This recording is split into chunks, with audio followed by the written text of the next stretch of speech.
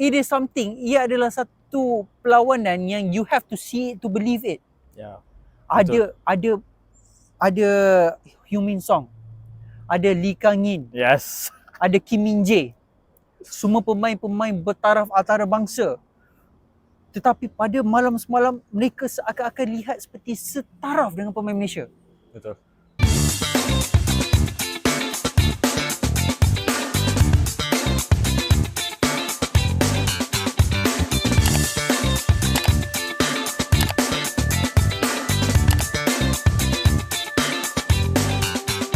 Okay, welcome back guys to episode 15 15 Apa Dia Podcast bersama saya Dishan.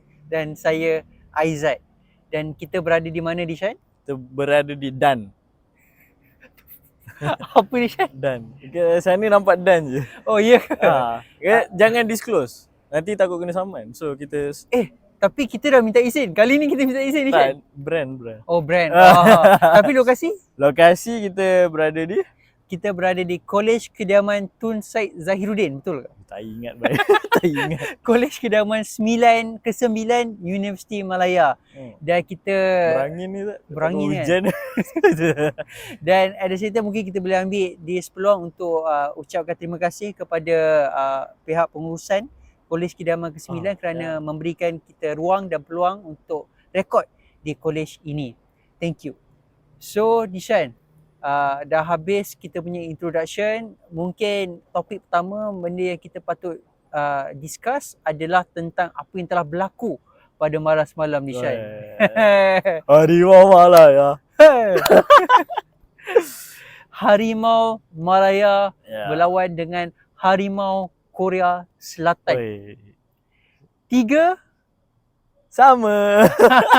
3 sama, Dishan. Saya rasa ini adalah satu, walaupun atas kertas seri, biasa orang tak celebrate seri ni. Kita celebrate macam kita menang Piala Asia. Ya, sampai troll football pun ada menyatakan tentang macam kalau Malaysia malam semalam seperti seakan-akan seperti Inter Milan waktu prime, waktu ada Wesley Sneijder dan sebagainya. Betul. Tapi betul, Dishan. Sebab apa, Dishan? Kita dekat Piala Asia AFC kita telah bermain, Malaysia telah bermain 3 perlawanan. Betul. Perlawanan pertama lawan dengan Jordan. 4-0 kita dibantai. Perlawanan kedua lawan Bahrain 1-0 di saat akhir. Minute. Dan perlawanan ketiga akhirnya Gol last minute kak. Gol last minute Harimau Malaya menunjukkan taring dan belang mereka. Betul. That is something for us to be very very proud of. Dan kalau you tengok dalam IG, ramai rakyat Malaysia celebrate. Betul. Saya rasa kalau menang tu dah cuti dah. Tapi betul, Dishan, it is something. Ia adalah satu perlawanan yang you have to see it to believe it. Ya. Ada Heung Min Song, ada Lee Kang In, Yes. ada Kim Min Jae. Semua pemain-pemain bertaraf antarabangsa. Tetapi pada malam semalam mereka seakan-akan lihat seperti setaraf dengan pemain Malaysia. Betul. Tapi you banyak sangat betul. Apa komen you pula, Dishan? Banyak betul-betul lagi. Tak boleh nak cakap apa Zat. Memang they proved. Sebab diorang kena kecam Zat. Bukan diorang je, tapi Kim bangun sekali kena kecam. Sebab first game memang teruk. Saya tengok game tu Zat, pukul 1:30 pagi Zat. Saya tengok esok tu kerja Zat. Tengok first half kena 3-0 dah. Bukan first half, dalam masa 30 minit macam tu dah kena lah. Ya. Lepas tu and then second half dia orang macam dapat balik momentum. Tapi kena satu lah, memang Jordan, we know lah Jordan memang ranking, dari segi ranking pun dah memang tinggi. Tapi Malaysia wasn't like, bukan dia orang main macam mana dia orang main dengan Korea. Dengan Jordan. Which is understandable sebab lawan Jordan. And then lawan Bahrain tu, I would say kita dominate first half tu. Memang dominate gila, cuma finishing tak ada sangat. Memang tak ada, orang kata sentuhan berbisa tu tak ada. Lawan Bahrain tu. Tapi last minute kena 1-0, which is it's football kan. Yeah. Anything can happen anytime. Kena 1-0, kena kecam teruk. Memang ramai lah suruh keeper anggon, stop lah apalah, and ramai pemain-pemain naturalisasi kita kena kecam. Sebab seolah-olah macam diorang tak bermain untuk negara sendiri lah, bla bla bla. Banyaklah komen-komen kat TikTok kan. Lepas tu datang je lawan Korea Zat. Ni like mission impossible lah macam. Sejujurnya Dishan, saya tengok IG awak. IG awak cakap paling kurang 1 gol. 1 gol tau. 1 gol. Bawa balik 1 gol lah. Tapi awak percaya tak Malaysia boleh dapatkan 1 gol sebelum match tu? Tak ada lah sangat. Sejujurnya tak ada harapan pun dia orang dapat 1 gol lah. Macam bukanlah okey, saya berharap dia orang dapat, tapi saya tak rasa dia orang boleh dapat. Yalah. Harapan tu expectation low lah. Saya tak minta minta 1 gol je. Kalah 10-1 pun dah kira capai meeting my expectation dah. Tapi dia bawa balik 1 mata Zat. 1 mata. Wow, 3 gol Zat. 1 mata. Vietnam pun balik dengan telur. Kita balik dengan 1 mata. 1 mata. Jadi Dishan, saya nak tanya lah Dishan, sebab awak tengok ke semua match. Sejujurnya saya hanya tengok match yang terakhir. Okay. Nasib baik dapat tengok tu. Nasib baik. And that was the best lah. And that was the best. So Dishan, you dah tengok 3-3 match. You rasa kan Dishan, awak rasa kenapa pada match yang penghujung, pada perlawanan lawan South Korea, Korea Selatan, Malaysia akhirnya dapat mencatatkan satu ni performance prestasi yang baik Dishan. Kenapa? Okay. Ni personal pendapat peribadi saya. Saya rasa sebab tak ada pressure. Sebab bukanlah for sure, tapi memang mission impossible kalau dia orang nak lepas grouping time tu. Sebab untuk dapat tempat ketiga dia orang kena kalahkan Korea at least 3-0 dengan perbezaan 3 gol. Lepas tu kena harapkan Jordan kalahkan Bahrain. And then kena harapkan lagi satu group kat sana pun dia kalah. Something like that. Which is impossible lah. Macam close to impossible untuk jadi. So lagi-lagi lawan Korea. So memang saya rasa diorang tak ada pressure. First. Ataupun second thing is diorang kena kecam. And they wanted to prove diorang bukan datang untuk jalan-jalan sahaja kat Qatar tu. And another thing is saya rasa diorang tak cukup panas Azad sebenarnya first 2 game tu. Tak ada kalau Azad tengok kan game tu kan, 2 game tu. Diorang macam tak ada rhythm, tak ada sinergi tu. Memang passing terabut sebab kita punya team kita nampak daripada like let's say 10 years ago compared to now, the best thing is about the chemistry. Sebab passing, positioning kita memang dah mantap lah. Tak adalah main long ball je kan? Exactly. Tak ada main clear je kan. Clear harapkan seorang kat atas tolong lah. Dapat pula. So, first 2 game tu lebih kurang macam tu lah Zat. Long ball banyak. Clear. Okay. Memang terabur lah sebenarnya first 2 game tu. Datang ke game 3 ni, I wouldn't say memang formation tu mantap. Macam compare to Korea memang formation tak payah cerita lah, memang tip top lah kan. Tapi they proved they can do something. Dan Dishan, gol yang telah dijaringkan semalam bukan gol biasa Dishan. Bukan, tengok gol Faisal Halim. Gol Faisal Halim tu daripada angle yang impossible. Dan yang menjaga dia adalah Kim Min-jae. Defender Bayern Munich Dishan. Kim Min-jae dah on his knees. Dan okay Dishan, saya setuju. Good point. 2 point yang awak berikan, good point. Yang saya nak tambah, satu betul, saya nak add on yang you cakap yang mungkin tak panas lagi. Saya rasa tak panas tu satu, tetapi lack of experience at the highest level. True. You main dekat stadium Qatar Dishan, padang cantik. Biasa main dekat Bukit Jalil, padang tercabut. Culture shock Dishan. Betul, ini padang World Cup. Padang World Cup Dishan. Itu satu. Yang kedua, saya rasa mungkin Kim Panggon sendiri dia ada personal vendetta ataupun personal mission. Bukan sahaja beliau dikecam teruk selepas performance yang agak mengecewakan sebelum itu, tetapi juga melawan negara beliau sendiri. Betul. Korea Selatan. Bila you lawan dengan negara sendiri Dishan, okey, mungkin adalah macam berbelah bahagi, tetapi apabila dalam situasi begitu, you have something to prove. Dan apabila you tahu sendiri Dishan, apabila coach bersemangat, coach ada something to prove, tak, dia punya efek tu akan turun kepada anak buah dia. Betul. Dan itulah antara 3-4 sebab yang kita boleh fikirkan Dishan, kenapa Malaysia berjaya untuk mengikat Korea Selatan dan juga pulang ke tanah air kita dengan maruah kerana telah berjaya bukan sahaja gol 1 Dishan seperti mana yang minta, tetapi gol 3 biji. Memang, and the best thing is saya dapat tengok Faisal Halim dengan Arif Aiman score. Arif Aiman minta maaf, tapi pendapat saya dia macam nervous main dekat Piala Asia ni. Macam dia takut-takut ataupun berjaga-jaga untuk buat skill-skill yang dia selalu buat tu. Yang memang dia beat defender tu macam tu je dia selalu beat. Tapi dekat Piala Asia ni dia macam berjaga-jaga. Maybe it's first time, not for him lah, for everyone. Yeah. But yeah, it's something that mungkin dia kena try to adapt quickly. Faktor umur Dishan, Muda lagi. muda. You cannot expect, you tak boleh harapkan orang yang muda untuk terus perform at the highest level. Walaupun kita kena mengakui Arif Aiman very good talent, antara talent bakat yang telah diproduce oleh Malaysia antara yang paling baik dalam 20-30 tahun sejarah negara kita. Tapi give him time, berikan dia masa, jangan terlalu cepat untuk kritik. Kita kena faham dan juga sedar bahawa dia pun sedang belajar lagi. Yes. Ya. Tetapi you juga lupa Dishan, Roman Morales. Aish. Super sub. Super sub untuk game ni. Tapi sebelum ni marah gak. Okay. Roman Morales first 2 game memang I would say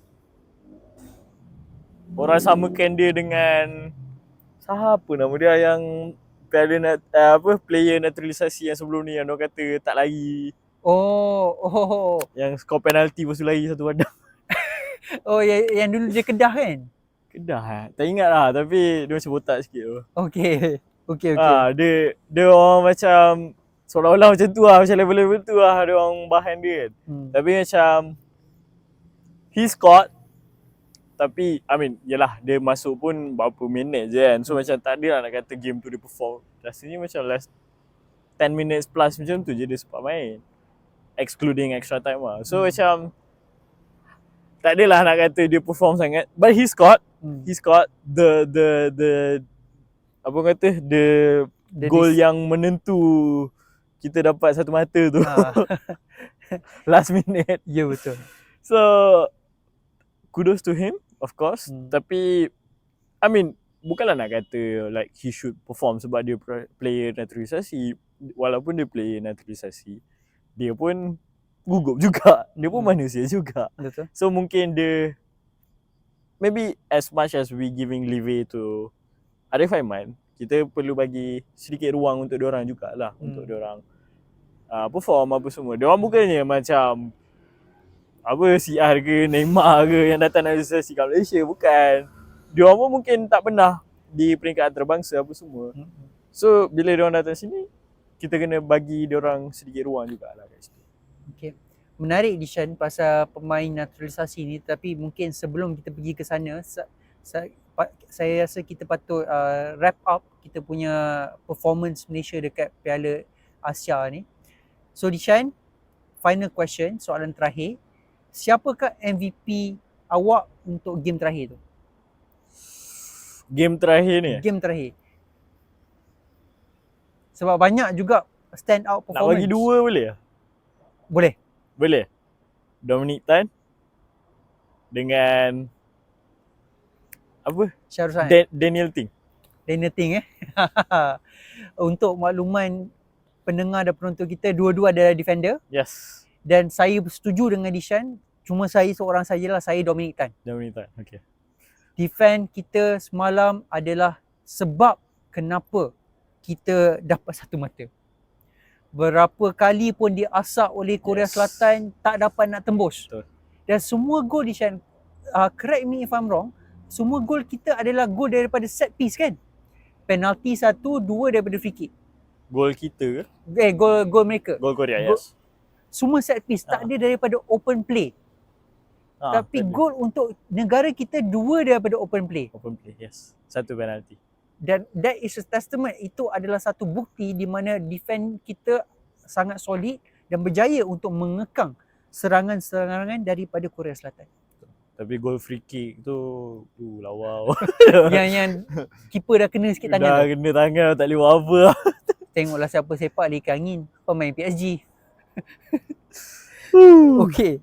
So Dishan, kita kembali balik kepada pemain naturalisasi isu ni kerana semalam saya nak bawa isu ni sebab semalam bila saya tengok perlawanan tu dengan ayah saya ada mengatakan bahawa mana pemain Malaysia? Semua pemain Mat Salleh. Mungkin dia confuse tengok Akia rambut blonde. Boleh jadi. Tetapi memang betul Dishan. Memang banyak. Memang banyak. Dan bila saya buka balik, ada satu artikel daripada FMT, Free Malaysia Today, yang mengatakan bahawa bukan FMT, Berita Harian, yang mengatakan bahawa dekat Piala Asia, negara yang paling banyak pemain naturalisasi adalah Malaysia dan juga Hong Kong. Oh, Hong Kong. Okey. Dan Hong Kong kita faham, Hong Kong negara dia kecil. Yelah. Dia memang perlu import player. Tetapi Malaysia, Singapura pun kita kalahkan. Singapura pun kita kalahkan. Singapura pun tak ada. Singapura tak masuk, betul. Jadi dekat sini, dan juga bila saya study balik, saya tengok beberapa artikel sebelum ni, ada juga bekas-bekas pemain negara kita dan juga pundi-pundi dekat dalam negara kita yang mengatakan bahawa pemain naturalisasi ini terlampau banyak, dan apabila dia terlampau banyak, dia merudumkan bakat-bakat di dalam negara kita. Jadi Dishan, pemain naturalisasi ni, adakah ia bagus untuk Malaysia ataupun sebenarnya dia buruk untuk Malaysia? Dia ada dua spektrum, both end of the spectrum. Tapi saya lebih memihak kepada spektrum yang dia bagus. Bukanlah bagus, tapi dia lebih memberi impact positif berbanding negatif. Sebab bila kita ada pemain naturalisasi, Azad, bakat-bakat kita bukannya sekadar, mungkin saya boleh guna frasa ni, jago kampung bersaing dengan bakat-bakat dalaman je. Bila ada pemain naturalisasi, pemain-pemain lokal ni, dia akan ada spirit ataupun semangat persaingan tu, bila the fighter spirit, untuk buktikan yang diorang pun mampu untuk bersaing dengan pemain-pemain naturalisasi. Pemain naturalisasi ni selalunya diorang ada experience diorang lah, barulah kita akan ambil sebagai pemain naturalisasi apa semua. FAM pun ada penilaian dia apa semua. So bila ada that talent pool untuk pemain-pemain lokal ataupun pemain lokal yang memang lahir membesar semua kat sini, bukanlah naturalisasi ataupun bukanlah yang mix marriage, parents mix marriage yang tu kan. So local talent ni, pemain asal Malaysia, untuk diorang tembus dalam talent pool tu, they have to fight with the bigger talent. So diorang kena bersaing lebih kuat untuk develop skill diorang, develop talent diorang, develop prestasi diorang, and also develop stamina diorang. Sebab selalunya player Malaysia ni problem dia stamina. Sebab makan tak jaga. Isap okok Makan tak jaga, pergi mamak. Lepas training pergi mamak. Macam mana? Extra jos nasi lemak, settle. Betul. So itu akan bagi satu impact positif lah bagi saya. Tapi dia ada spektrum negatif dia juga, di mana dia limitkan bakat asal kita. Betul, dia limit, tapi at the end they are still Malaysians. They are still wearing our flag. They are still representing Malaysia, and they are still giving their best to the country. Walaupun ada yang tak boleh nyanyi negaraku, ada yang kena kecam. Tapi at the end they are playing for the country. So they are still Malaysians. So kalau rasa lebih bagus daripada diorang, bersaing, prove yourself better than them, then you will get your spot. Saya setuju dengan Dishan, benda ni dia dynamic. Dia tak ada, kalau awak terlalu ekstrim dekat satu pihak yang cakap mengatakan bahawa pemain naturalisasi itu adalah jawapannya, saya pun tak setuju. Dia sebenarnya, saya punya pendapat lah, haluan yang sepatutnya diambil oleh negara kita dan juga peminat-peminat bola tanah air negara kita adalah haluan tengah. Di mana kita kena akui pada saat ketika ini negara kita memang memerlukan pemain naturalisasi kerana bakat talent pool kita tidak memadai untuk kita bersaing di peringkat tertinggi. We have to admit that much. Tetapi dalam masa yang sama juga pemain naturalisasi ini bukanlah solusi jangka panjang. Bukan. Setuju. Sekiranya kita terlalu bergantung harapan, that is where our football will die. Ya. Tetapi dekat sini Dishan, that is a tricky thing. Macam mana kita nak asah bakat dalam negara kita supaya dia tidak tenggelam dengan bakat-bakat pemain naturalisasi ini? Jawapan dia senang. Jawapan dia tiru model JDT. Di mana kelab-kelab dalam negara kita ni, maksudnya inilah Kena kita kecam punya ni, Zat. Liga Super. Betul Dishan. Liga Super kita perlu step up. Dekat mana lagi bakat-bakat negara, bakat-bakat lokal kita nak selahkan dia punya bakat? Dekat dalam Liga Super, Liga Premier. Dalam kita punya struktur liga dalam negara. Sebab apa Dishan? Ada orang yang kecam JDT, mengatakan JDT kill football Malaysia. Malaysian football. Saya tak setuju. Saya lebih berpendapat bahawa JDT step up. Takkan sampai bila-bila Dishan kita punya liga bertaraf jago kampung. Setakat level kampung. JDT brought professionalism kepada Liga Super. Sampai level Asia. Ya, level Asia. Menang Piala AFC Cup pada 2015 tak silap saya. Jadi dekat situ Dishan, JDT telah membuat satu blueprint untuk Malaysia football ke hadapan. Tetapi masalah sekarang ni dikecam pula oleh skuad FA Football Association yang lain di negeri lain. Negeri lain ni Dishan, masalahnya adalah hutang pun tak, nak bayar gaji player pun tak mampu.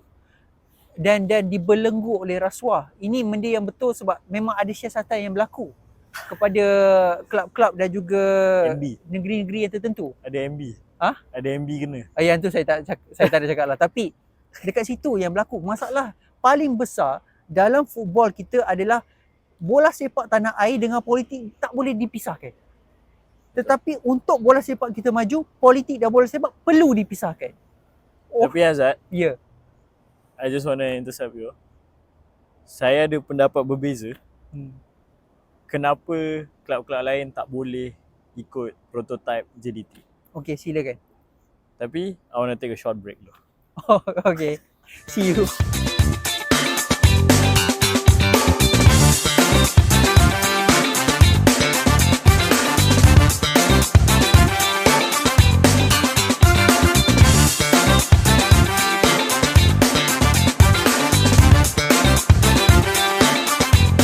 Okay, welcome back guys.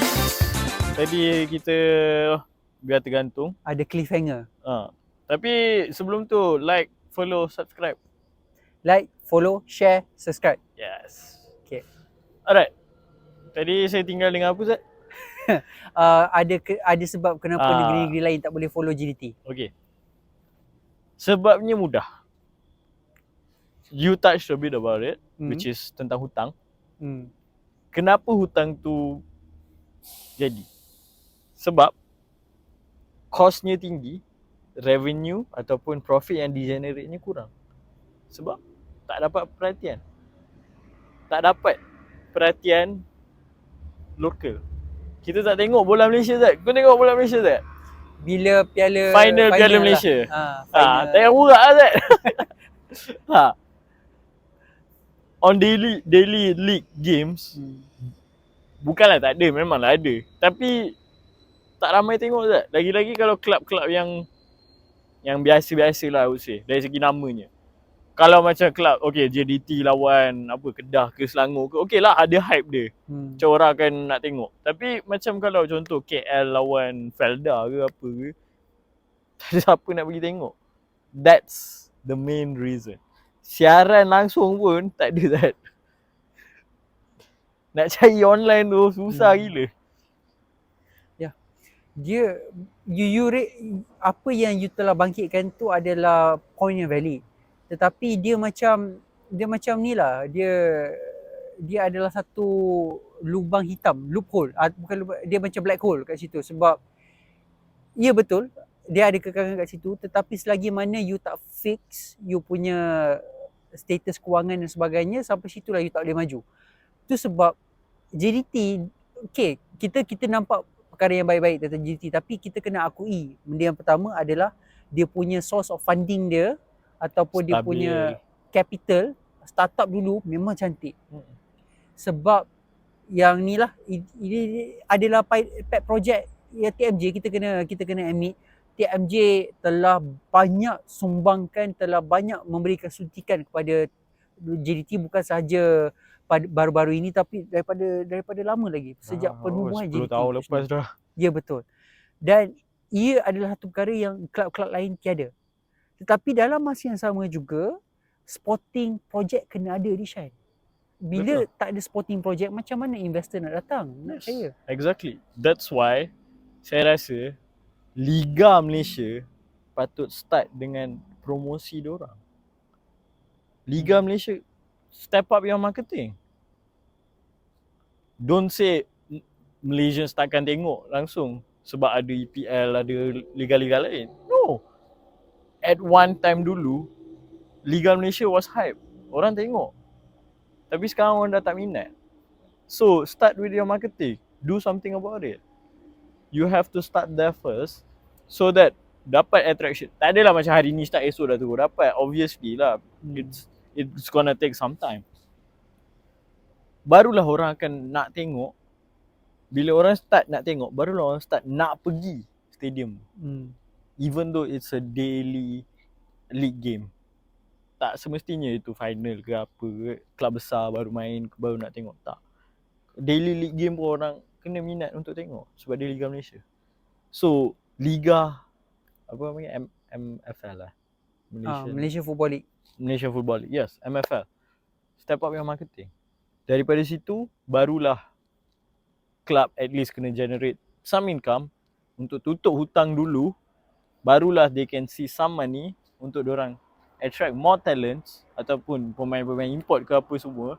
They have more capital untuk tarik lebih ramai player import yang berkualiti untuk lagi maju ke depan dari segi dia punya tactical, dia punya competitiveness. Baru dia boleh improve kat situ. So start daripada MFL dulu. Sebab yes, JDT betul.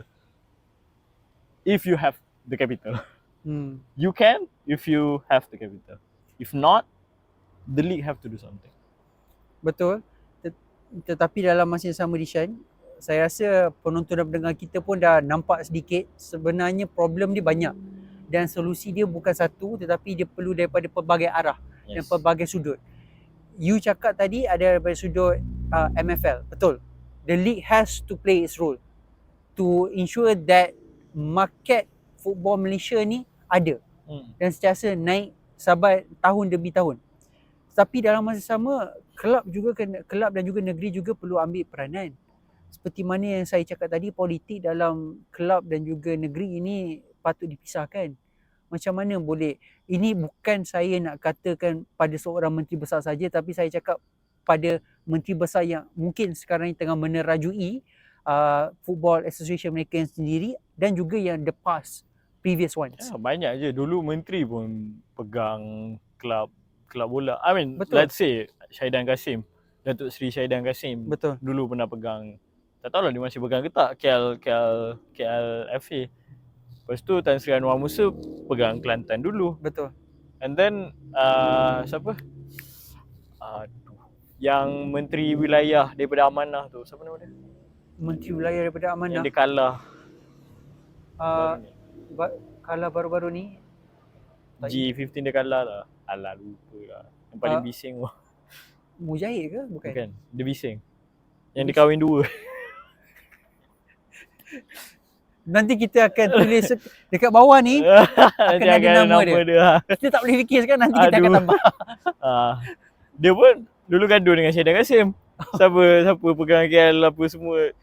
Seorang pengurusi, seorang lagi presiden. Macam tu lah. Betul. So macam rasanya diorang gaduh sebab siapa nak angkat piala kot. Lepas tu ended up macam seorang angkat piala, seorang lagi umum cuti hari tu bila diorang menang. Macam apa benda korang buat ni? So saya setuju sangat-sangat dengan Aizat.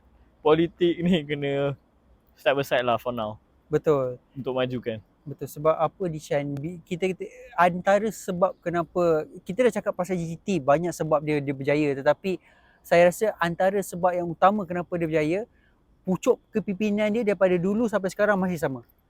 Jadi dia punya haluan dia masih sama, iaitu kita akan ikut haluan TMJ daripada dulu sampai sekarang. Meaning to say, dalam arti kata lain, sporting project dia dan juga marketing project dia tak pernah berubah. Sama aja. Betul. Dia macam kerajaan lah. Kalau tengok kenapa Tun M Jaya laksanakan segala apa plan yang dia nak. Sebab dia memerintah selama 20 tahun lebih tanpa interruption daripada pembangkang. So that's the gist of it lah, Dishan. Ya, saya setuju. Tapi mungkin dari segi untuk kelab bola sepak ni, I mean tak semestinya TMJ je yang pegang kan. As long as you share the same vision, then I think that would be good. Betul. Okay, I think itu cukup memadai untuk segmen pertama kita, Dishan. Okay. It is a good segue sebab macam kita selalu cakap lah, Dishan, kita memanglah selalu cakap pasal politik, tapi apabila kita dapat bercakap tentang topik-topik yang lain seperti sukan, iaitu topik yang kita berdua minat, adalah something yang refreshing lah, something Betul. yang baru bagi kita. Kita akan teruskan topik-topik sebegini bila ada masa dan juga ada peluang lah, Dishan. Betul. Okay, mari kita kembali kepada politik. Tak minat lah. Dah lah tu tipu diri sendiri. Jadi untuk topik kedua, Dishan, ada dua benda yang saya nak utarakan. Yang pertama, very quickly, saya rasa benda ni tak akan makan masa yang banyak, iaitu daripada sokongan Perdana Menteri kita daripada 152 menjadi 153, tambah satu lagi daripada MP ataupun YB Tanjung Karang, Dishan. Daripada bersatu lagi. Dishan, saya rasa nak komen tu tak ada sangat, tetapi yang saya nak tanya Dishan, Dishan, 6 orang daripada bersatu saja, bila kita baca artikel mengatakan MPPN, tapi sebenarnya bersatu. Nak cakap PN tu macam kesian pula, kat PAS okey je. PAS walak, setia dengan parti, setia kepada kepimpinan, tetapi bersatu, Dishan. 6 orang daripada bersatu telah mengisytiharkan sokongan kepada Yang Amat Berhormat Perdana Menteri. Kenapa? What is happening in bersatu ni, Dishan? Dia macam kalau tengok dari kacamata korporat kan, Zat, dia macam soft poaching. Lama-lama dia akan buy out lah company tu. Okay, tetapi apa masalah company tu? Alah, come on, masalah dia obviously Apa? tak ada duit. Okey, tetapi dalam masa yang sama, Dishan, saya ada baca ada satu artikel saya baca pada hari ini yang mengatakan bahawa ramai pucuk kepimpinan bersatu yang merasakan bahawa Datuk Seri Hamzah Zainuddin sesuai untuk menjadi presiden. Is this somewhat related, Dishan? Boleh jadilah, Zat. Boleh jadi. Sebab like it or not, let's admit, dalam bersatu ada camp dia. Betul. Ada camp. Apa camp dia? Wah, dia tolak tau. Apa camp dia? Okay. Awak cakap ada camp? Dia ada camp Datuk Seri Hamzah. Okey. Dia ada camp Tan Sri Muhyiddin. Okey. Dia ada camp cebisan Datuk Seri Azmin Ali. Okey. Itu je lah yang saya tahu. Tak tahulah awak kenal Satu lagi, camp. Faizal Azumo. Betul. Tapi itu macam dah nak mati dah. Oh ya, okey. Sebab dia Datuk Seri ke? Datuk Seri. Datuk Seri Faizal Azumo kan dah kena tendang dekat Negeri Sembilan. And then orang Negeri Sembilan pun dah start complain pasal dia. So mungkin dia dah macam tak berapa berminat lah dekat ni. Sebab dia pun daripada family, bukanlah family, rasanya dia individually dia daripada latar belakang bisnes, latar belakang korporat. Tak sure dia pernah korporat ke tak, tapi dia bisnes lah. Dia berlatar belakangkan bisnes. So mungkin dia dah rasa dia dah tak ada momentum dalam politik. Mungkin dia dah boleh kata lebih kurang macam taking a step back lah daripada politik and fokus benda lain kan. So dah nampak dia slow down. So saya rasa yang fokus ni 3 camp ni lah. Saya takkan kata Tan Sri Muhyiddin tu ada camp dia sendiri, tapi Tan Sri Muhyiddin yang payungkan 2 camp ni. Maksudnya kalau Tan Sri Muhyiddin ni tak ada, dua camp ni dah akan pecah. Dia mendamaikan lah. Yes, betul. Itu Exactly. sebab dia tak boleh nak step down hari tu. Sebab tu dia U-turn. Sebab tu dia U-turn. Bukan sebab lain tau, sebab tu je. Sebab tu je Tak tahulah. Disclaimer, tak tahulah. Ini apa yang kita tahulah. Mungkin salah apa yang kita tahu kan. Saya tak tahulah. Apa yang saya tahu saya tak tahu. Saya tak tahu. Okey. Tetapi Dishan sikit lagi tentang topik ini. Antara tiga camp tu Dishan, kita bercakap daripada soal bersatu lah walaupun kita tak ada kena mengena langsung dengan bersatu. Disclaimer, memang tak ada kena mengena. Tak ada langsung. Kawan pun mungkin tak ada. Adalah sikit 2 orang, 3 orang macam tu lah. Ada. Kawan awak lah, kawan saya tak ada lah. Tak ada? Tak ada. Okay. Dua-dua tak ada. Tetapi Dishan, daripada kancah lensa luar ni Dishan, siapakah antara camp ni yang kalau dia naik jadi presiden, Bersatu akan terus menjadi parti yang dominan? Akan jadi parti dominan? Berpotensi menjadi parti dominan. Tak ada Zat. Rasanya kalau Tan Sri Muhyiddin step down ni, hancur dah. Sekarang pun dah nampak dah tengah runtuh. So kalau mana-mana daripada daripada baki dua orang ni naik, saya tak rasa dia boleh macam mana dia sekarang. Dia akan runtuh juga. Not even Datuk Seri Hamzah? Tak rasa. Sebab Datuk Seri Hamzah kita tahu dia ada dia punya cara ketegasan dia yang bukan semua orang boleh senang. Betul. So saya tak rasa tak ada antara dua orang ni yang boleh menyatukan Bersatu macam mana Tan Sri Muhyiddin buat. And kita cakap pasal Datuk Seri Hamzah, saya rasa sebabkan sifatnya tak boleh, dan juga dari segi calon lagi seorang iaitu Datuk Seri Yazmin, saya rasa dia memang tak boleh lah untuk memimpin satu organisasi tu. Saya rasa tak. As a operator, I 100% support. Dia memang seorang operator yang terbaik dalam kancah politik Malaysia. Saya boleh kata dia memang operator yang terbaik. Mungkin saya saing dengan Datuk Seri Zahid lah. Okay? Antara dua orang tu. No. Datuk Seri Zahid lain, Presiden lain. Sebab tu saya cakap, saya pernah cakap sebelum ni, Datuk Seri Zahid is a good operator. The best operator. He's never meant to be a front man. So Azmin pun saya cakap benda sama. Okay. He's not meant to be a front man. So kalau dia ke depan, siapa nak buat kerja operator? Takkanlah presiden nak buat kerja operator kan? Itu bukan apa yang berlaku dalam UMNO ke? Nampak, tengok sekarang apa jadi. Okay. Saya tak ada banyak benda nak komen tentang isu ni sebab again, tentang Bersatu, saya tak pasti lagi kebolehan untuk Bersatu terus maju ke hadapan setelah Tan Sri Muhyiddin turun. Tetapi again, kita tak tahu, mungkin ada benda yang kita tak nampak lagi. Of course, kita bukan orang parti. Ya, bukan. Jadi kita biar kat sini dahulu. Jika ada sebab untuk kita revisit benda ni, kita akan revisit dalam episod yang seterusnya. Okay Dishan, sekarang kita ke satu topik ataupun satu berita yang sangat hangat Dishan, yang baru berlaku pada hari ini atau hari ini.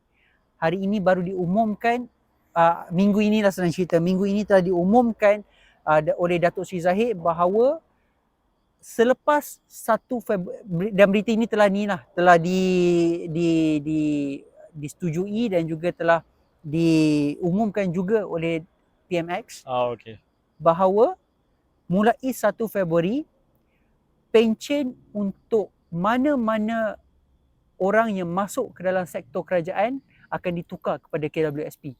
Dalam erti kata lain, no more pencen untuk ahli kerajaan ataupun anggota kerajaan, government servant selepas 1 Februari 2024. Banyak reaksi telah diberikan, ada yang baik, ada yang tidak, dan yang kita boleh nampak yang tidaknya, yang paling utara, yang paling dominan iaitu QPAX lah.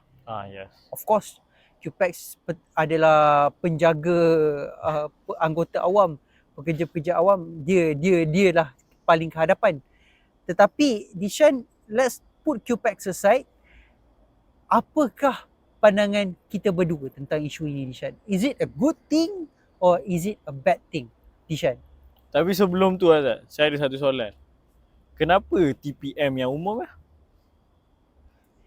Saya ada teori ni, dan teori ni Dishan telah kata, kita dah bincang tadi, Dishan. Benda ni adalah perkara yang sangat kontroversial. Okay. Dia punya kontroversi tu lebih kurang tahap dia sama dengan tahap petrol punya subsidi. Boleh tahan dia punya kontroversi tu.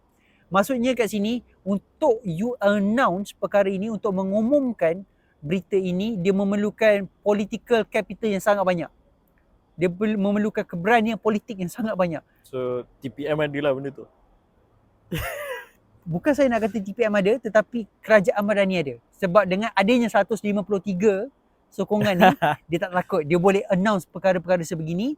Dan kenapa TPM yang announce, saya rasa adalah untuk, sebab berita kontroversi, bagi TPM announce, bagi TPM serap semua hit dulu, dan nanti PMX just announce, umumkan, okay betul lah tu. So dia tak adalah kena sangat tampanan dia tu kepada PMX. Dan perkara ini sebenarnya tak adalah perkara yang benda yang baru, Dishan. Biasanya memang perkara ni akan terjadi. PMX ataupun pucuk kepimpinan paling tinggi, dia tak boleh serap semua benda. Dia tak boleh dapat all the hit. Sometimes itulah namanya collective responsibility. Ada benda delegate the hit. Delegate the hit. Ada benda you ambil lah, jangan makan gaji buta. Macam tu lah, Dishan. Tu pendapat saya. Okay. I mean, it's a theory, ya kan? Ya. Okay lah, let's go back to pasal pertukaran skim kepada tiada pensionan. Ya. Dia ada dua pengumuman serentak jadinya. Tapi yang dapat perhatian pasal pension. Ada lagi satu juga. Tentang lantikan lah kan? Pengambilan penjawat awam tak ada lagi tetap, tetapi atas dasar kontrak. Bermula 1 Februari juga. So kat situ Zat, okay, yang saya nampak Zat, sejujurnya pendapat peribadi saya setuju dengan tindakan ni sebab beban kewangan kerajaan sangat tinggi. Kita boleh tengok prestasi KUAP macam mana. KUAP ni kalau untuk korang, kumpulan wang amanah Pesara. Something like that. Okay lah, KWAP lah. Korang boleh tengok. Beban kewangan kerajaan terhadap KUAP ni memang tinggi. Okay. And antara sebabnya adalah pension, skim pension yang kita ada ni. Sebab contoh Aizat jadi PTD lah contohnya kan, satu hari. PTD tu apa, Dishan? Pegawai takbir diplomatik. Betul. Okay, betul. Bila Aizat jadi PTD, contohlah Aizat pergi test, pergi fitness, semua tu, Aizat jadi PTD one day. Lepas jadi PTD ni Aizat bekerja untuk 60 tahun lah. Contohlah 60 tahun lah Aizat kerja. Time bersara tu contoh gaji Aizat RM10,000. Takkanlah RM10,000. 20 lah. Lebih RM20,000 lah time bersara tu. Mungkin time tu Aizat dah jadi ni KSU. Contohnya. Contoh. Power. Kabel kecang. So dah jadi KSU lah. So bersara RM20,000. Macam tak lah. Tapi boleh lah. Okay, RM20,000 Aizat bersara dengan gaji RM20,000. The moment Aizat bersara, start daripada lepas Aizat bersara tu, setiap bulan Aizat akan dapat separuh daripada gaji tu tau Aizat. 50%. Kalau Aizat punya last gaji RM20,000, Aizat akan dapat setiap bulan berapa? RM10,000. RM10,000 sampai mati. Yes. Ya. And bukannya sampai Aizat meninggal saja, tapi kalau ada anak yang umur 18 tahun ke bawah, anak tu akan dapat juga. Termasuklah anak angkat. So, kat situ expenditure kerajaan sangat tinggi. Bila benda ni jadi Zat, dia akan bagi peluang untuk kerajaan untuk bernafas sikit dari segi kewangannya, supaya dia ada sedikit ruang untuk expenditure lain. And lagi satu, kalau kita tengok dari segi skim gaji, skim penggajian kerajaan kita, skim penggajian kita sangat-sangat lapuk Azad. Struktur penggajian kita. Sebagai fresh grad Azad. Okay. Azad kalau fresh grad law Okay, law. Kalau Azad masuk firma-firma kat luar sana yang swasta kan, paling busuk Azad boleh dapat 35, 4. Market rate dekat sana kalau firma yang besar lebih kurang 3,000 ke 4,000 lah. 3,000 ke 4,000. Okay. Kalau Aizat fresh grad masuk kerajaan Zat 28 ke 32. Betul. 2.2 sampailah ke 3,000 lah lebih kurang. 2.2. Lagi 2. 2.2 sampai 3,000. Berbanding dekat swasta 3 sampai 4. Tapi macam kita bincang tadi, you brought up a point which is job security. Tapi saya nak cakap, bila mana-mana fresh grad lah kan, atau sesiapa yang baru nak start bekerja, benda first kita akan tengok bulan-bulan masuk berapa. Saya tak rasa lah ramai sangat yang nak tengok pasal job security. Saya tak nafikan the fact tak ada, tapi I don't think it's very much. Dari segi individu punya perspektif. And kerajaan boleh ambil peluang ni Zat untuk restructure ataupun apa bahasa Melayu dia apa restructure, untuk struktur semula. Bagus BM awak ni. Patutlah ada orang puji. Bagus BM ni. Setia kepada negara. Okay, sama. Okay, untuk struktur semula penggajian kita, at least untuk meet market swasta yang bayar dekat negara kita, supaya lebih tertarik untuk anak muda untuk join kerajaan. Sebab sekarang ni the moment orang fresh grad, benda first dia fikir nak masuk swasta sebab gaji tinggi. Jarang lah saya dengar mana-mana kawan saya nak cakap. Adalah yang nak jadi cikgu apa semua kan. Memang ada, tapi sangat kecil lah kalau nak tengok dari segi berbanding kepada yang nak masuk swasta ni. Tapi itu kita kena bagi disclaimer sikit lah Dishan. Itu circle kita kan Dishan. Yes. Kalau kita tak cakap ini adalah satu norma untuk semua orang. Tak. So dekat situ saya nampak kerajaan akan bagi benda ni akan bagi kerajaan sedikit ruang untuk bernafas supaya dia boleh stabilkan balik dia punya kewangan, situasi kewangan. And then yang saya jangkakan, dia akan struktur semula penggajian kita. Itu apa yang saya jangka akan berlaku selepas benda ni jadi. What's your take about it? Aizat setuju tak dengan pendirian kerajaan ataupun pengumuman kerajaan tentang penghapusan pencen untuk lantikan baru? Okay, sebelum kita pergi ke situ, kita berehat sebentar Dishan. Okay. Sebab saya macam nak pergi tandas sekejap. Oh ya, okay, boleh. Boleh Dishan? Boleh. Okay, kita sambung sebentar nanti.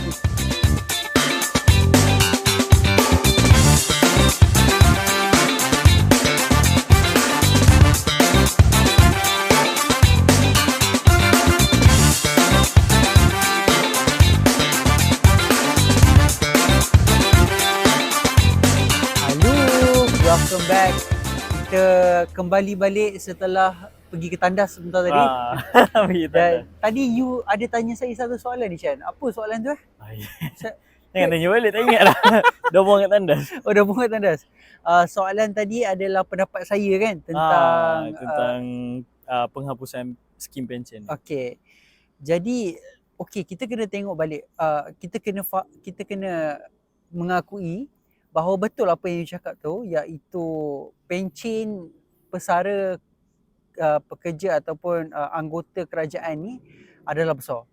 Seperti mana kalau kita lihat dalam tax expenditure, dalam belanjawan tu sendiri, dalam belanjawan bajet kita dia ada ruang untuk expenditure. Dan kita boleh tengok kerajaan kita, most of our resources telah dibelanjakan untuk dua perkara. Subsidi dan juga untuk bayar pencen pesara kita. Dan secara logiknya subsidi kita dah mula, kerajaan dah mula rasionalisasi subsidi. So the next step would be untuk potong lah kita punya Rasionalisasi pencen. boleh lah. Term baru kita coin kat sini. Dan pendapat saya secara umumnya adalah benda yang baik. Kalau kita nak jimatkan expenditure kerajaan, this is one of the things that we must face lah. Kita perlu. Kalau bukan sekarang, next.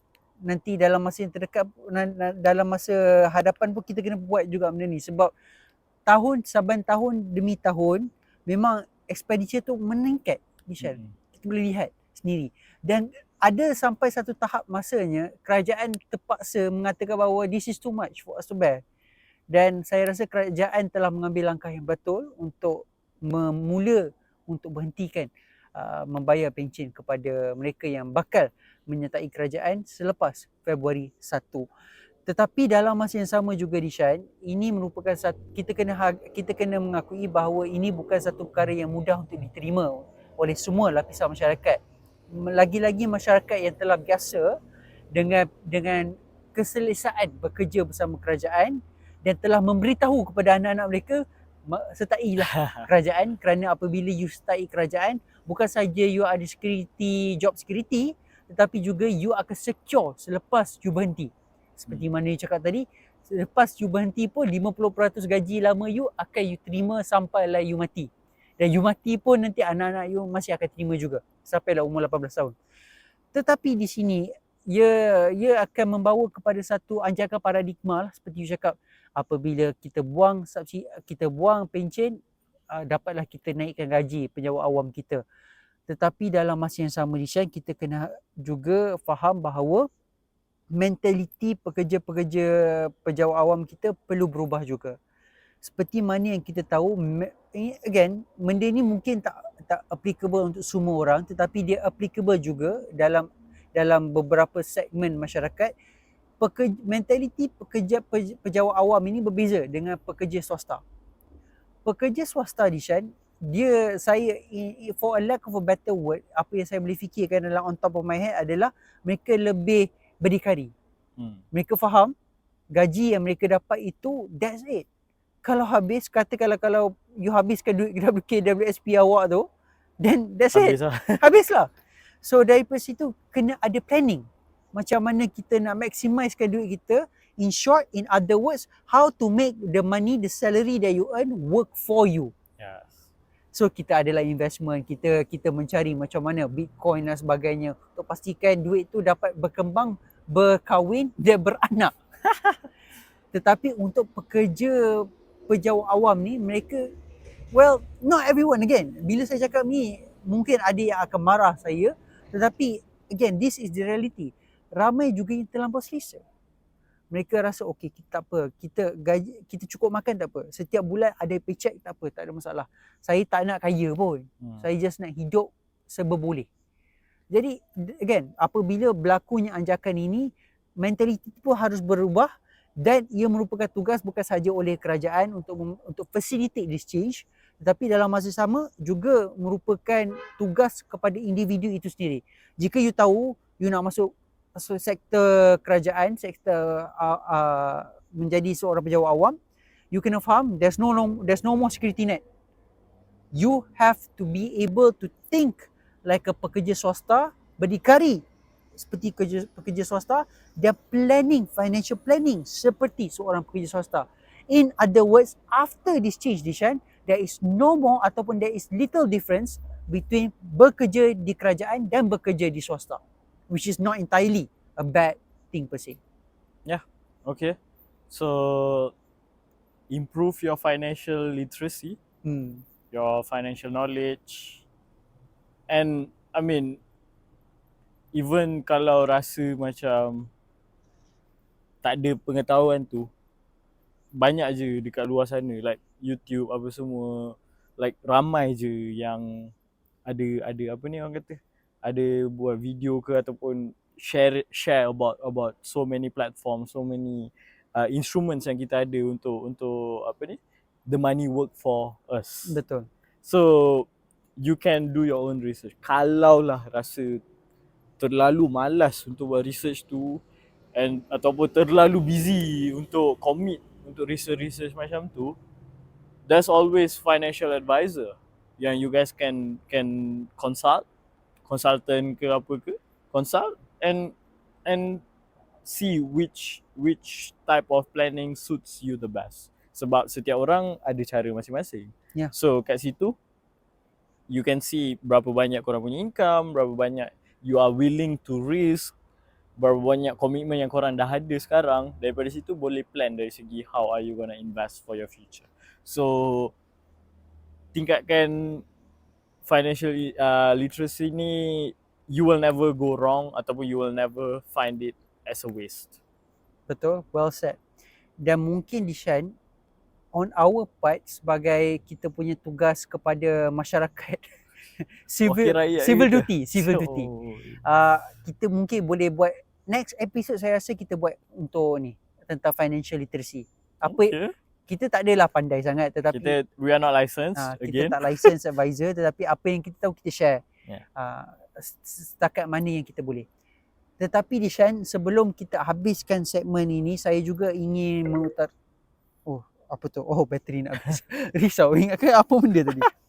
Sebelum kita habiskan segmen ini, saya juga tertarik untuk membawa kepada perhatian penonton dan pendengar kita selepas pengumuman itu keluar. Betul, memang ada kritikan, tetapi ada juga statement yang dikeluarkan oleh Ketua Pemuda UMNO, YB Akmal. Akmal Saleh, tentang bahawa sekiranya kerajaan nak masukkan pencen, tetapi masukkan pencen ahli politik dahulu. Ahli parlimen dulu. Ahli parlimen dan penjawat ni lah ke lantikan politik. Yes. Dan lepas tu disahut oleh sahabat kita YB Said Saddiq. Itu memang confirm buat statement. Setelah lama mendiamkan diri, akhirnya kembali. Dan awal-awal waktu Datuk Seri Zahid Hamidi membuat pengumuman, tak ada cakap lah pasal perkara ni. Tapi hari ini Datuk Seri Anwar pula dia telah cakap memang ia termasuk lantikan politik. Dan this is the right step lah. Sebab dia kalau ni lah, dia perubahan untuk pengetahuan semua, whether you know it or not, perubahan change can happen in two ways. Bottom top to bottom. Dan dia punya effectiveness tu bergantung. Pendapat peribadi saya, perubahan yang efektif, perubahan yang berkesan perlu berlaku top to bottom. Barulah efek dia tu akan nampak lebih besar. Sebab bottom to top boleh, tetapi dia akan mengambil masa yang lebih lama. Dan dia akan dapat kritikan yang sangat keras. Betul. Dan apabila ada keterbukaan oleh ahli politik kita untuk merelakan hati atau rela hati terima bahawa tiada norma pencen, lebih mudah untuk orang-orang bawah terima. Dan mungkin nada QPEX akan lebih baik lah selepas ini. Dan what do you have to say? I think that this is the only move that they can make lah. Saya setuju kalau pension untuk ahli parlimen, menteri, all those in the political scene untuk dihapuskan juga pension diorang. Sebab takkanlah penjawat awam hapus, kau tak hapus kan? Betul. Siapa kau? Dia bukan, sebab to be fair, ada betulnya apa yang si Sadi cakap tau. Seorang ahli parlimen berkhidmat contohlah 5 tahun. Tapi untuk entitle jadi dapat pension kena 2 term, tak silap. Dia kena 2 term. So 10 tahun dia bekerja, dapat pension sepanjang hidup, berbanding dengan penjawat awam yang kena kerja 60 ke 50 tahun lebih untuk entitled for their pension. Double standard tu. Betul. Baik, tanding lah. Dapat pension sepanjang hidup. Tanding lah. Tak sabar lah. Tak ada duit. Belum lagi. Jangan. Tak jumpa parti lagi. Takkan. Takkan. So that's the thing. So kat situ memang ada problem kalau penjawat awam saja dimasukkan, untuk ahli politik tak dimasukkan. So it's a right move. So macam biasalah, dia hantar someone else untuk bagi pengumuman. Lepas tu bila dapat hentam-hentam dia jadi hero. The savior. Itu saya cakap. Saya datang, apa kau nak? Ahli politik sekali kita masuk. Tapi berani. Saya sebenarnya agak kagum dengan keberanian YB Akmal Saleh. Dia bukan saya isu ni, banyak sebenarnya isu yang dia telah bersuara dan nampak seperti dia seorang ketua pemuda yang boleh melawan Betul. jika perlu melawan. Dan kita rindu sebenarnya ketua pemuda yang sebegitu. Sebab sebelum ni dia ikut sikit lah. Jangan. Dia sekarang Setiausaha Agung. Okey. Ah. Kita sampai situ je lah. Sampai situ je. Tapi Syahbaz YB Akmal bukan saja beras dia peduli, tetapi isu pencen ni juga dia peduli. Okay. Is there anything else about this topic, Nishan, yang kita nak wrap up? Saya rasa tak ada. Cuma just to touch about it, mungkin kerajaan tak sepatutnya buat sedrastik ni lah. Yang saya tak setuju, part yang saya tak setuju is dia tak sepatutnya sedrastik ni. Macam the last week of January you umum untuk 1st February. Like saya tak rasa dia sepatutnya sedrastik ni. Mungkin balik-balik pun dalam mid of the year, Julai, effective 1 Julai ke apa. Saya tak faham apa rasional untuk buat sedrastik ni. Sebab sepatutnya benda ni dibincangkan lama, dibentangkan, dalam paling-paling pun mesti jemaah menteri kena setuju, apa semua. Barulah benda ni patut boleh dilaksanakan kan. So saya tak faham kenapa sedrastik ni, tapi sejujurnya sebagai rakyat marhen, saya tak berapa berkenan lah untuk benda ni dilaksanakan secara tiba-tiba macam ni. Dalam arti kata lain, apa yang Dishan cuba sampaikan, tiba. Tetapi Dishan, saya setuju. Tetapi saya rasa juga Dishan, ada sebab kenapa dia tiba. Bila tiba ni, dia macam, memanglah terkejut, tetapi efek dia tak terlalu besar sekiranya ada build up. Lagi you build up, lagi ada ura-ura, lagi senang orang nak melawan. Tapi bila dia tiba, macam you have to accept it. Nak buat apa? Dan dalam masa yang sama mungkin dia dah buat satu pengiraan politik di mana kita dah ada 153, kita dah sangat kukuh, macam mana sekalipun impak daripada pengumuman ni kita tak akan tumbang, tak akan goyang, jadi kita boleh buat sekarang. Mungkin itu salah satunya, Dishan. Ya, setuju, tapi saya rasa kalau nak kira nak tengok dari sudut pengiraan politik, sebenarnya saya rasa it's very unpopular move dari kerajaan untuk buat. Sebab okay, benda ni untuk dilaksanakan pending daripada 2015. Bukan saya cakap, ya dikonfirmkan oleh KJ dalam podcastnya. Dia pernah cakap pasal benda ni. Dan dalam podcast ni dia cakap benda ni pending daripada 2015 zaman Datuk Seri Najib. Tapi no one had the political will untuk buat benda ni. Sebab takut kalah, takut ni, takut tu. So tak ada siapa. Sebab like it or not, penjawat awam punya sokongan you kena dapat. Betul. Untuk sitting government. So kalau you cabar ataupun you macam so called challenge dia apa-apalah berkaitan dengan penjawat awam ni, it's very unpopular for you to do it. So benda ni pending daripada 2015, dah berapa Perdana Menteri dah, and now baru so called ada political will untuk buat. Walaupun it's very very unpopular, dapat kecaman gila-gila, but it's something that needs to be done. Sebab memang beban kewangan kita sangat-sangat teruk. Itu again, dia akan reflect balik kepada pengiraan politik. Kalau saya, ini okay, saya ambil lagi satu konsep daripada yang diperkenalkan oleh Kola sekejap, iaitu kitchen sink. Dia dah fikir dah, it's now or never. Lagi kita tunda, lagi kita mati pilihan raya seterusnya. So baik buat sekarang, kita ada 153, jangan risau, jangan takut, nanti kita perbaiki balik, kita bagi banyak lagi STR, kita bagi lagi banyak Maisara, kita bagi lagi banyak Imadani, bolehlah tu, top up balik. Yalah, for you to cover one news, you put another news on top of it. Dan kembali balik kepada you cakap tadi, iaitu kita perlu, sitting government perlukan sokongan daripada pejabat awam.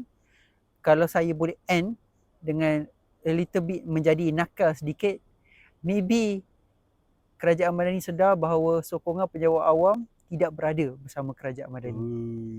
Mungkin. Very bold. Mungkin. Okay. Yeah, I think saya rasa itu dah cukup cantik untuk kita tamat pada simpang ini, Dishan. Yeah. kita next episode kita cuba tunaikan apa yang kita cakap tadi, iaitu financial literacy. So we'll see you in the next episode. That's it. Bye bye.